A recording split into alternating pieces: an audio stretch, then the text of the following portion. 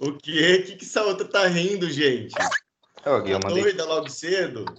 Aí, deu certo, Gui. Então vai, agora deu. Bom, senhores, é o seguinte.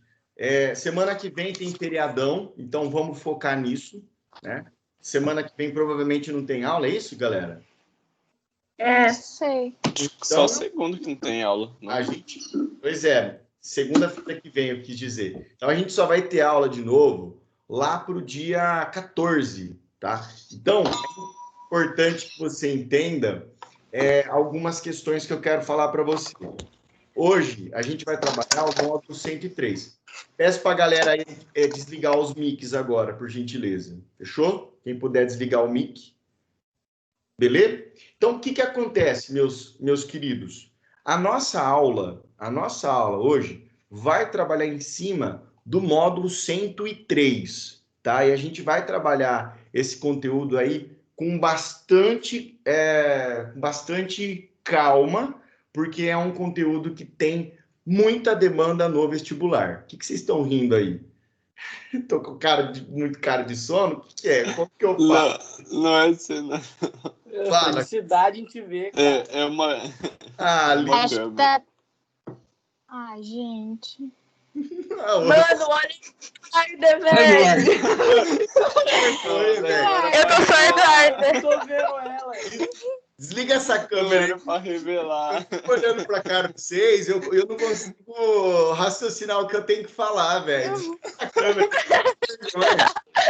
É mais fácil eu falar para 100 pessoas com a câmera desligada do que com duas. Vocês ficam assim olhando pra minha cara, eu não falo, velho, será que eu tô numa besteira? Será que eu tô cagado? Sei lá. A gente tá indo pro guarda. A gente dá risada só de se ver. Faz muito tempo que a gente não se vê. Então, Isso é esquisito. Por exemplo, eu tô falando aqui, eu até me perdi o que eu tava falando. Então faz assim, ó. Desliga as câmeras para eu poder conseguir me concentrar, senão eu não vou dar conta. Ok. Então vai. Ok, tchau. Então vai. Beijo. Mas fica aqui. Ó, é o seguinte, vou jogar minha tela aqui para vocês, te explicar o que você vai estudar para a prova, o que vai rolar nos próximos conteúdos aí. Tá? Você tá vendo a minha tela? Tá vendo a minha tela aí ou não? Sim. Estamos sim, Gui. Sim. Tá. Então, deixa ela ir preencher toda a sua tela. Agora eu acho que já está preenchida. Então, está aí o conteúdo que nós vamos estudar daqui para frente, tá? Nós estamos no módulo 103. Vamos falar sobre Revolução Verde, tá bom? A tarefa tá aí, ó, apostila 18, página 193, exercício 8, beleza? Cara, eu queria muito chamar a sua atenção para essa aula, porque, como eu havia iniciado aí, quando eu falo de Revolução Verde, eu estou falando de um processo de evolução tecnológica absurdo para o contexto da humanidade. Galera, quando você ouvir a expressão Revolução Verde, você tem que entender que é o processo de modernização da agricultura. Olha a imagem que eu escolhi como fundo de tela aí para essa aula. Você vê uma máquina, um trator que mais parece um avião, parece um transformer, mas é um equipamento extremamente moderno, caro, que tem a função, tá, de pulverizar uma plantação. Sabe quanto que custa um trator desse aí? Coisa de 2 a 3 milhões de reais. Uma coisa dessa aí, tá? Então, hoje você vai entender comigo o que é a Revolução Verde, tá? No final da aula, não deixe eu esquecer de avisar vocês sobre o conteúdo que vai cair na A3, que vai ser, acho que amanhã você tem a A3, e o simulado também que você tem no dia 4. Então, no finalzinho da aula, eu vou falar para vocês, mas se caso eu estiver esquecendo, vocês me avisam, tá bom? Antes de terminar a nossa aula.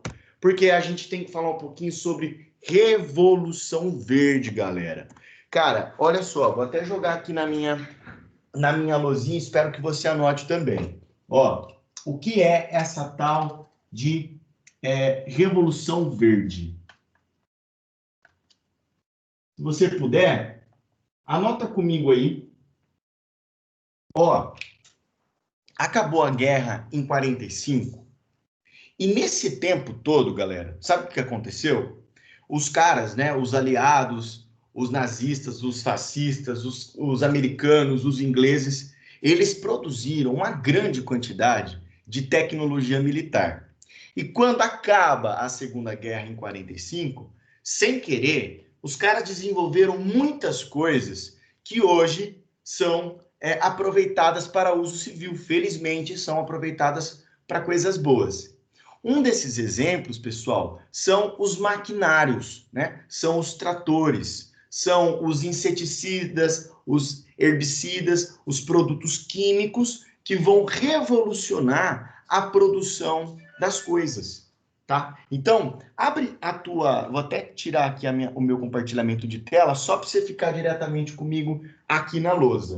Então, a Revolução Verde, pessoal, é a modernização... Ó, oi? Alguém tá falando alguma coisa aí? Ó, o mic tá aberto de alguém aí, hein? Alguém tá com dúvida? Alguém quer falar alguma coisa? Acho que não. Não. Tipo, vai esquecer o mic aberto, aí você vai lá no banheiro, leva o computador pro banheiro, já solta aquela bufa, já todo mundo escuta aí, vai achar que sou eu, não sou eu não. Ó, é a modernização produtiva. O que é isso? Uai, maquinários, defensivos agrícolas, alguém se atreve a dizer qual é o nome popular de defensivo agrícola? Agrotóxico. Agrotóxico, isso mesmo. Agrotóxicos. Certo? Então, é a evolução, é a modernização, né? Por meio da evolução de maquinários, de agrotóxicos, né? Por meio de pesquisas e desenvolvimento, que vai gerar uma série de inovações tecnológicas.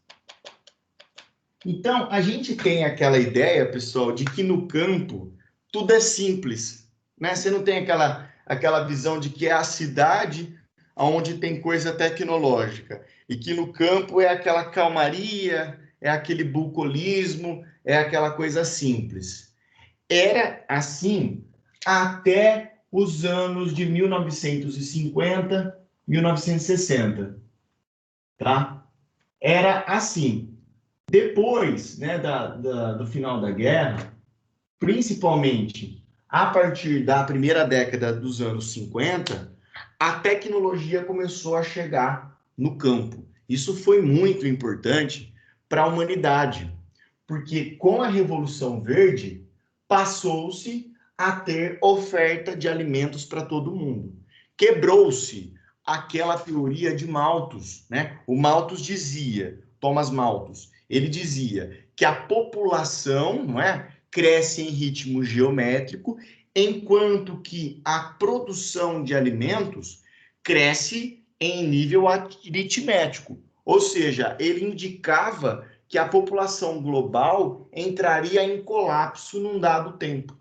Isso não se concretiza, felizmente, porque a Revolução Verde, através da modernização produtiva, através do uso de defensivos agrícolas, através do uso de maquinários, através do investimento em pesquisas, em desenvolvimento, que vão gerar inovações tecnológicas, isso garante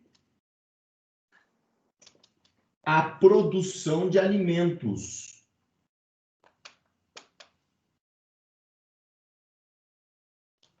Em escala global. Aí você já está com uma coceira de perguntar para mim, professor, mas por que tem fome ainda? Você está viajando, tem um monte de gente que está com fome agora. Concordo com você. Mas aí, galera, é um outro problema. Esse é um problema social. Esse é um problema político, né? Isso daí são problemas que não tem a ver com a solução que a Revolução Verde trouxe. Você tem os meios, só não tem a grana para produzir. Então, assim, se você for ver a quantidade de alimentos que por exemplo, o Ceasa joga fora por dia, daria para alimentar muita gente, né? Então, o problema é a gestão, é a distribuição dessas tecnologias, entende? Então, separe as coisas, por favor, tá? A Revolução Verde, ela garantiu e garante a alimentação para mais de 10 bilhões de pessoas, se bobear. A gente tem muita condição de ofertar esse tipo de alimento. O problema é distribuir. O problema é como que vai chegar esse alimento na barriga dessas pessoas, né? Que é um problema de gestão, problema econômico, problema político, problema social. Tá? Então, a Revolução Verde, ela é um dos principais fatos do século XX. Eu te garanto que se não fosse a Revolução Verde, talvez metade de nós não estaríamos nesse plano terreno. Provavelmente não teríamos, né? As famílias não teriam crescido, sobretudo a nossa região. A nossa região aí onde você está em Rio Preto, ou nas cidades adjacentes a Rio Preto, aqui onde estou em Catanduva, vivem do agronegócio, né? Então, certamente, se nós não teríamos o campo desenvolvido, essas cidades não teriam o tamanho que têm, muitos de nós não estaríamos aqui, porque ela possibilitou todas as inovações. Então, por gentileza, se você gosta de fazer seus resumos aí, esse é o momento para você dar um print na tela, para você anotar, ou provavelmente você já está anotando comigo. Beleza? Então vai. Vamos voltar aqui.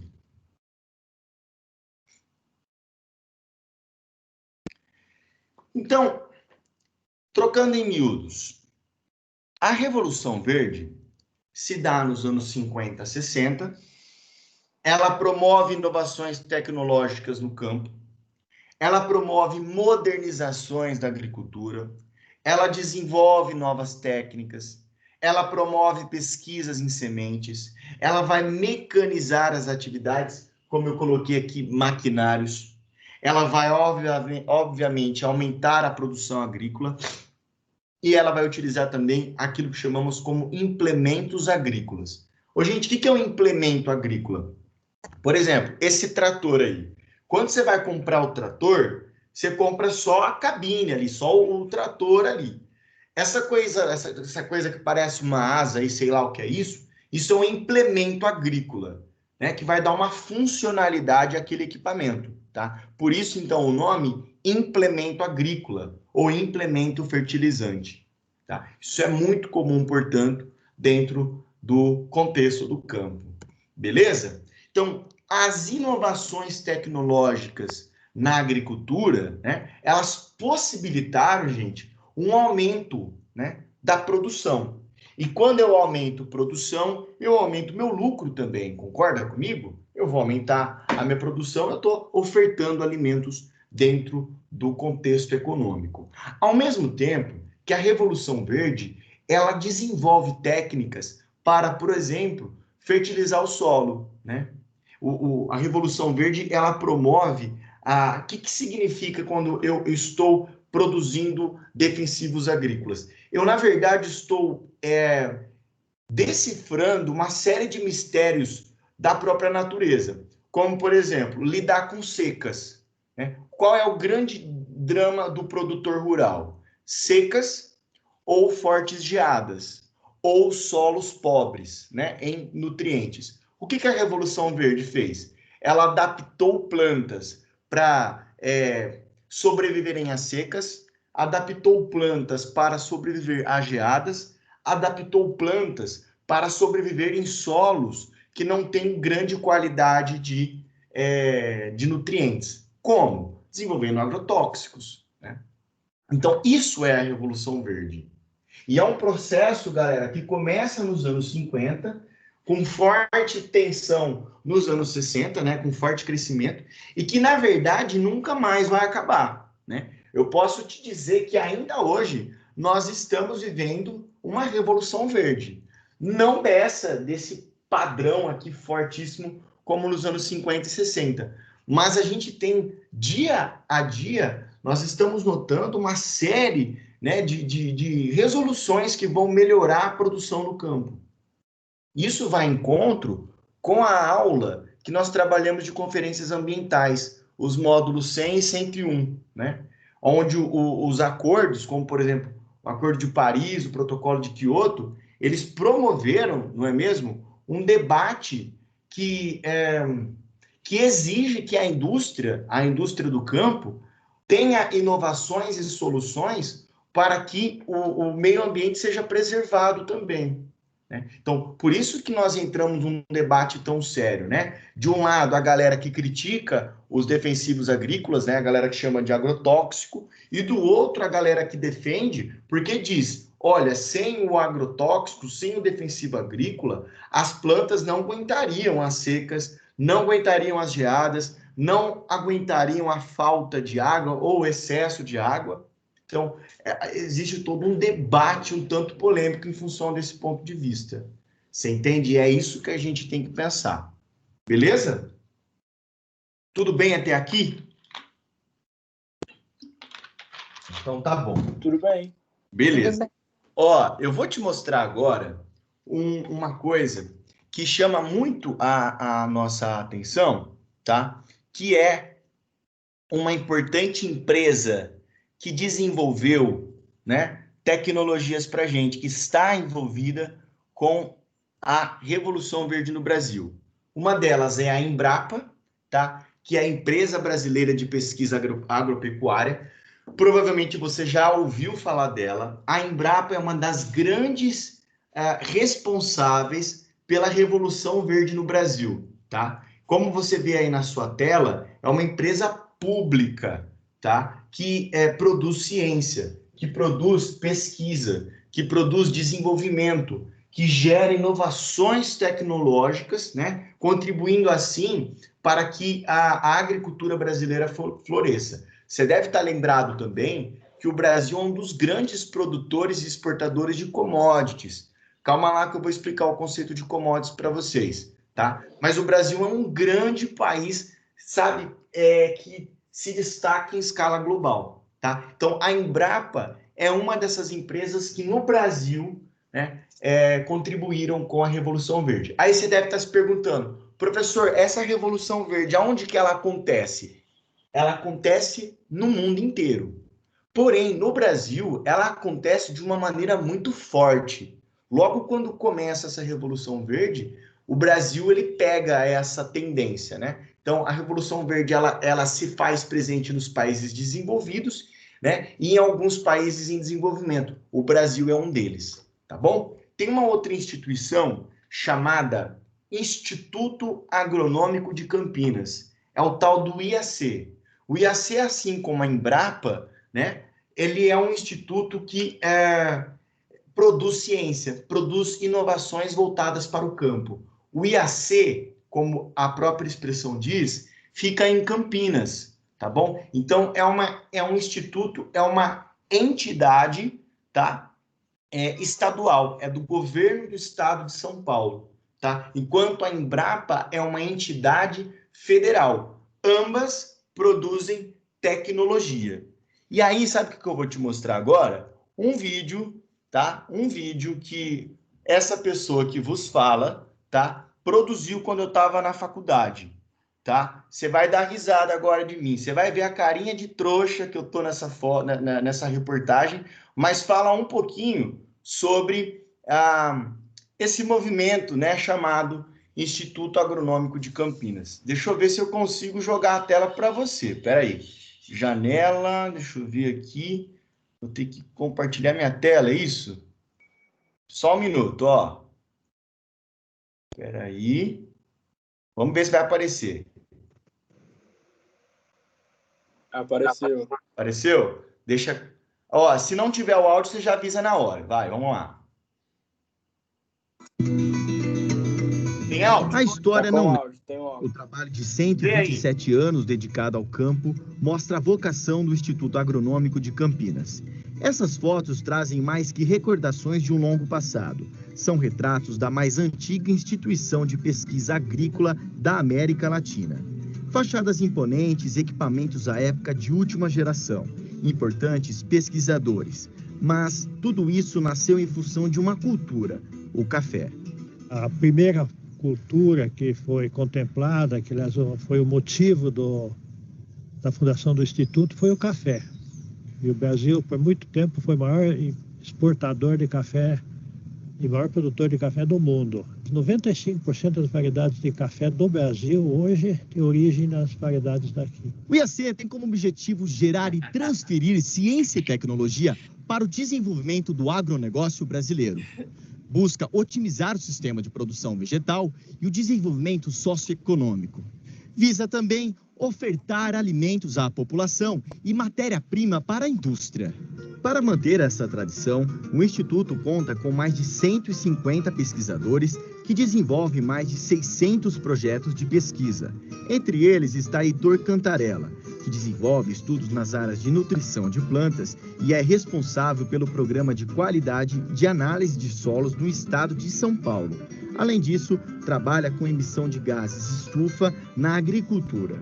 Esses frascos de coloração preto escura simulam uma condição de campo e medem com precisão a quantidade de gases emitidos por solos na atmosfera. Ao final do experimento, note que um dos frascos está com coloração esverdeada. Ele indica a concentração de amônia. A ideia é encontrar alternativas que permitam o controle dessas emissões, protegendo o meio ambiente e garantindo o desenvolvimento sustentável. A análise do solo é essencial para uma agricultura moderna. Não existe uma agricultura moderna sem um diagnóstico do que o solo tem e quais são as suas limitações e deficiência. Já esse espectrômetro de plasma permite identificar com grande precisão e sensibilidade nutrientes que estejam presentes em solos e plantas. A partir dessa análise, é possível viabilizar pesquisas para aumentar a produtividade do campo. Ao longo de sua história, o IAC desenvolveu mais de 1.000 cultivares, adaptou a cana para o plantio em diferentes locais do país, além de permitir o ciclo mais precoce de colheita. É pioneiro no cultivo de soja e detém o maior acervo de germoplasma de laranja do mundo. Atento a desenvolver novas oportunidades de negócios para a agricultura brasileira, o IAC continua despontando com sua imensa importância científica. Afinal, o Brasil precisa do IAC e o mundo precisa do Brasil.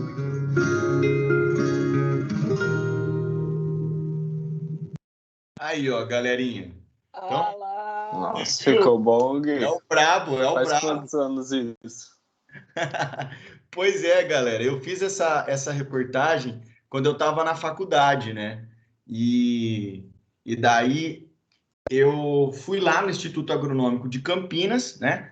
E mostrei fiz a reportagem, mostrei a importância desse instituto para a agricultura brasileira, né? Então, para quem aí gosta de agronegócio, para quem aí gosta da parte mais natural das coisas, por que você não pensa em, de repente, galera, fazer aí um curso de biologia, engenharia agronômica, agronomia, zootecnia, administração voltada para agronegócios, economia agrícola, até geografia, tá? Tem muita área. Você sabe que o Brasil é um grande produtor rural, é um grande produtor de commodities. Calma lá que a gente ainda vai falar de commodities. Então, se você tiver interesse em trabalhar nessa área, o Brasil, né, sobretudo o estado de São Paulo, tem importantes instituições de ensino que oferecem esses tipos de curso, como, por exemplo, a Unesp em Jaboticabal, é muito boa, tradicionalíssima, tá? A USP em Piracicaba, né, que é o campus da USP chamado Exalc, Escola Superior de Agricultura Luiz de Queiroz, é o nome, Exalc, inclusive eu estudei lá, fiz meu MBA, né, minha pós lá, é uma excelente universidade, é pública, é a USP, né? E aí você tem outras também tão importantes. A Unicamp tem um curso chamado Engenharia Agrícola, é uma parte mais voltada a essa produção de pesquisa e tecnologias. Quem for para engenharia agrícola vai trabalhar no desenvolvimento, por exemplo, de tratores, né, de maquinários. Então, se você é um cara que gosta aí de exatas, de cálculo, gosta aí de pensar a questão do planejamento, de repente é interessante você seguir para esse outro viés. Agora, se você gosta mais da coisa biológica, você pode ir para a Unesp em Jaboticabá ou para Exalc em Piracicaba, tá bom? Tem bastante opção. Então, você que está aí no segundo colegial, você já está quase com o pezinho no terceiro, pode perceber, já acabou agosto, né? Agosto dura 3 anos e 7 meses e já acabou agosto, ó que loucura. Então, você já tem que começar a pensar no que você vai prestar. E quando você entra no contexto do agronegócio, você vai ver, inclusive, nessa aula, nessa sequência de aula, você vai perceber o quanto o Brasil demanda esse tipo de mão de obra, tá? Porque a gente todo ano, felizmente, depende do ponto de vista, né? O Brasil é o grande exportador de commodities agrícolas, tá certo? Então é importante que você fique atento aí a esse ponto de vista, beleza, gente? Tudo bem até aqui? Tudo certo? Beleza, Gui. Então vai. Tudo bem. Ó, mais um pouquinho só, tá acabando a nossa aula. Eu preciso, não me deixo esquecer de falar da prova, hein? Deixa eu compartilhar minha tela novamente. Pronto. Gui, Oi. e qual que vai ser a tarefa de entrega? Tá, pera aí que eu já falo. Eu só vou concluir uma coisinha, eu falo da tarefa e da prova, fechou? Tá bom, obrigada. Ó, galera, então a Revolução Verde foi um processo de modernização, né, da agricultura, baseado na utilização intensa de sementes selecionadas, de adubo químico, de agrotóxico, de maquinário pesado, que por consequência aumentou vertiginosamente a produção, né, de alimentos e, consequentemente, a queda no valor dos produtos agrícolas, né? Porque eu produzo mais, não estou sofrendo a ação, né, de predadores, de insetos, né, do clima quente e seco, ou do clima úmido demais, ou do solo pobre, porque eu estou lidando com isso mais, estou transformando esse campo de acordo com aquela demanda que eu tenho, né? Então, a Revolução Verde, ela transformou não apenas a agricultura, mas ela transformou a humanidade. Se tem um dos grandes fatos do século XX, pessoal, um deles é a Revolução Verde. A Revolução Verde modificou todo esse contexto global. Se não fosse ela, como eu disse no começo da aula, metade de nós não estaríamos aqui, não haveria condições, tá?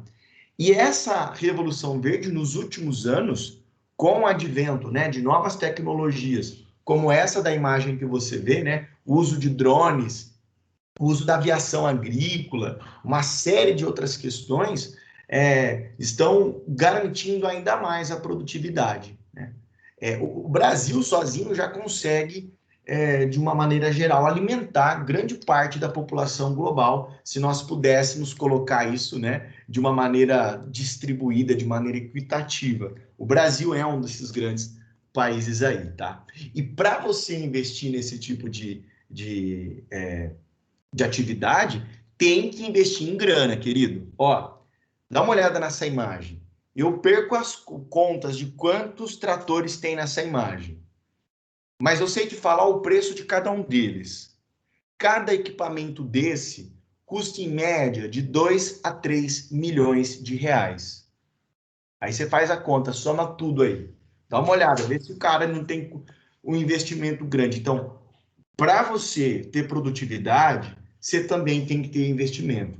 Produzir tecnologia é caro, né? E o Brasil, nesse ponto de vista, o Brasil se destaca com a figura da Embrapa, com a figura do Instituto Agronômico de Campinas e com a figura de outras universidades também, né? Porém, galera, quem domina mesmo são esses caras aqui, ó, tá? E aí é o último slide da aula antes de eu explicar para vocês a prova e a tarefa. Quem domina mesmo a produção de tecnologia são essas empresas que você vê na sua tela. A Dupont, Ô, a Gui, PA... travou a tela pra mim. Travou? Uhum. Peraí, então. Pra mim Aí, também. agora foi. Tá. Onde que estava antes? Estava a foto do trator? tava falta de um drone. Não, travou no drone. Então vai. Então eu vou mostrar o trator. O trator é esse aqui, que eu mostrei para vocês, que eu perdi a conta de quantos tratores tinham. Comentei para vocês que era de 2 a 3 milhões cada trator desse. Então isso mostra o quanto o Brasil é um grande produtor de commodities. E daí eu cheguei aqui, ó, nesse slide, que é o nosso último slide, que mostra, senhores, as empresas que controlam, né? É um oligopólio, portanto, lembra o conceito de oligopólio? Poucas empresas que controlam a produção global, não é mesmo, de defensivos agrícolas. Então, você tem a Bayer, a Monsanto, a Syngenta, a Dow, a DuPont, a BASF, e aí vai, né? São empresas que concentram o capital científico no quesito produção de defensivos agrícolas, não é mesmo? De sementes geneticamente modificadas, né? São elas as empresas que são criticadas pelos movimentos ambientalistas, né? Porque os ambientalistas acusam essas empresas de alterar, né, o sequenciamento genético das plantas, que acusam esse pessoal, né, de produzir plantas que, porventura, possam causar doenças, né, nos seres vivos, sobretudo nos humanos, né? Então, existe todo um debate muito polêmico que a gente ainda vai ter oportunidade de falar mais nas outras aulas. Mas o que é interessante você entender é que essa Revolução Verde, ela foi impulsionada por essas multinacionais. Embora o Brasil seja um país que tem uma grande produção agrícola, nós ainda, galera, já desliguei o slide, tá? Nós ainda temos uma dependência tecnológica desses caras aí, dessas empresas multinacionais. Ainda bem que a gente tem a Embrapa, ainda bem que a gente tem o IAC, ainda bem que nós temos as nossas universidades. Mas quem domina a produção desses produtos químicos que envolve uma grande quantidade de grana são essas empresas multinacionais que formam, né, um verdadeiro cartel, um verdadeiro oligopólio em escala internacional, né? Onde vai fazer não apenas o Brasil, mas o resto do mundo, né, ficar refém desse tipo de demanda de produtos. Todo mundo precisa se alimentar. Então os caras falam assim, ó, tá aqui, ó, você precisa lidar lá com um gafanhoto da tua plantação, você precisa lidar com secas, você precisa lidar com falta de água. Tá aqui o produto. Beleza? Olha lá, ó. Tem alguém falando aí, ó. Pessoal, então, na aula de hoje, nós falamos sobre a Revolução Verde. Eu estive aqui no módulo 103 da apostila 18, tá? E a tarefa será essa aqui, gente, ó. Eu vou te dar o exercício 8. Exercício 8 da página 193. Tá bom? Da apostila 18. E aí, então, você só vai ter esse exercício para me entregar, né? Na verdade, você vai entrar... Não sei como é que vocês estão fazendo aí a entrega dos exercícios, mas então você tem, portanto, na página 193. Outro recado importante, você tem a A3 amanhã, não é isso? E o simulado 10, SV10, no dia 4. O que vai cair, professor? Vamos ver se tem um espacinho para escrever aqui, ó. Módulos 100 e 101. Qual que é esse mesmo, professor? Conferências ambientais, né? Conferências globais ambientais, né? Aquelas que a gente falou de Estocolmo, Acordo de Paris, Rio 92, Eco 92, o que cada uma fez. Então é importante que você trabalhe os dois módulos aí. Beleza? Tarefa atividade da A3 e SV10 tá no gatilho para você. Beleza? Sussa? Beleza, Foi isso? Beleza. Oi? Tranquilo. Tranquilo? Então tá bom. Gente, deu para vocês entenderem? O que vocês acharam da aula? Tá ruim, tá zoado, tá bom? Enfim, Não, tá boa. Tá bom? Tá boa demais. Então vai. Ó, eu desejo uma ótima semana para vocês. Juízo, tamo junto. Precisar, eu tô no plantão à tarde aí, tá bom? Valeu, galera. Um beijo para vocês. Beleza, Gui, valeu. Tchau, Falou, tchau. boa semana. Valeu, Gui. Falou. Mais. Tchau, Gui. Alô, tchau, tchau.